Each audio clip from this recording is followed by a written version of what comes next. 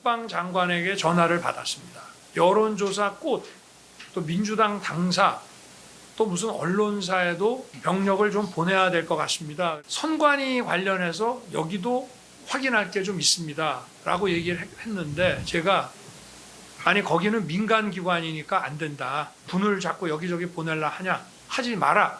라고 제가 잘랐거든요. 대통령인 증인의 지시도 없이 국방부 장관이 이렇게 했다는 겁니다. 일단은 출발을 시켜놓고 저한테 재가를 받으려고 제가 이제 절대 안 된다고 하니까 온스톱을 시킨 거로 나중에 보고를 받고 그렇게 알고 있습니다. 그럼 결국은 증인은 이 관련된 부분, 여론조사 꽃이라든지 민주당사, 언론사의 출동에 대해서는 전혀 허락한 바가 없고 당연합니다. 이 과정들은 다 김용현 장관이 했다는 그 말씀이시네요. 김용현 장관이 이제 하려고 선관위하고 관련해서 하려고 생각을 했던 것 같은데 그래서 저한테 재가를 구한 거죠. 그래서 저는 하지 말라 그랬습니다. 정광재 의원님, 지금 민간기관, 뭐 당사나 민주당사나 여론조사 꽃 이런 데는 자기가 올스톱 시켰다라는 거거든요. 앞서 한덕수 전 총리 좀 감싸는 듯 했는데 김용현 전 장관에 대해서는 김 장관 측 입장에서는 좀 곤란할 만한 답변 아닙니까?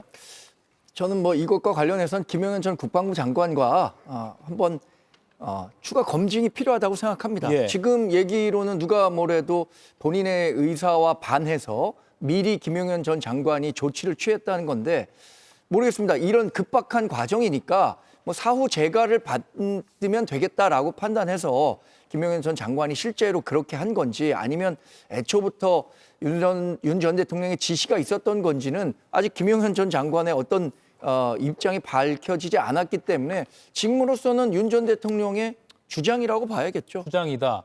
김용현 의원님, 이거 뭐 김용현 전 장관 측과 뭐 협의가 된 걸까요? 아니면은 뭐 어떤 배경에서 이런 발언이 나왔다고 보십니까?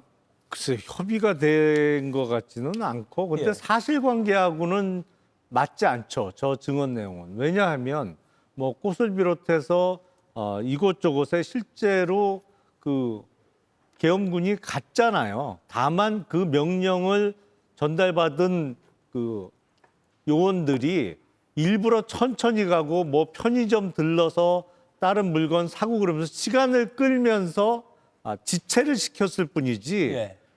근데 왜 그랬냐라고 물어보니까 철수 명령이 안 떨어져서 일부러 시간을 끌었다는 게 당시 출동했던 대원들의 증언이잖아요. 그러니까 저 윤석열 피고인의 주장은 본인이 반대를 했으면 반대해서 올스톱 됐다라는 표현을 썼는데 스톱이 되질 않았거든요. 예. 그 출동했던 대원들은 비상계엄 해제가 이루어진 다음에 한참 후에 돌아갔습니다. 그런데다 맞지 않아요. 예. 그런데다가 이제 군을 자꾸 여기저기 보내려고 하니까 하지 마라. 이렇게 본인이 군을 투입하는 거에 대해서 말렸다고 했잖아요. 그런데 그 계엄 해제된 이후에 새벽에 1시 반에 국방부 전투통제실 가지 않습니까? 거기서 합참의장 포함해서 다 질책하잖아요. 김용현 피고인에게 묻습니다. 국회에 몇 명 보냈냐? 그러니까 머뭇거리다 한 500명 보낸 것. 거 봐, 내가 너무 작다 그랬잖아. 1000명 보내라 그랬지. 이렇게 얘기합니다. 그러면서 질책했다는 것이 국방부 그 보좌관 통해서 다 진술이 됐거든요. 16일 날. 그런 상황이고 이미 우리는 계엄 직후에 또 이런 부분도 알려져 있었고요.